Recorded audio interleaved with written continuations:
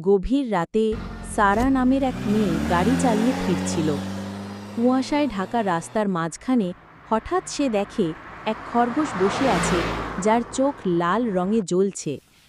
সারা horn বাজালো, কিন্তু খরগোশ নড়ল না। সাহস করে সে গাড়ি থেকে নামল। তখন খরগোশটি অস্বাভাবিকভাবে মাথা পেছনে ঘুরিয়ে তার দিকে তাকিয়ে থাকে। অল্প কিছুক্ষণের মধ্যেই কুয়াশার মধ্যে থেকে অনেকগুলো লাল চোখওয়ালা খরগোশ বেরিয়ে এসে সারাকে ঘিরে ফেলে। তারা ফিসফিসিয়ে বলে, আমাদের সাথে আসো। ভয়ে সারা আবার গাড়িতে ঢুকে দরজা লক করে। চারপাশ হঠাৎ নিস্তব্ধ হয়ে যায়। ঠিক তখন গাড়ির হুডের ওপর একটি বড় খরগোশ এসে বসে। তার চোখ আরও উজ্জ্বল লাল, মুখে বিকৃত হাসি আর সূচের মতন ধারালো দাঁত।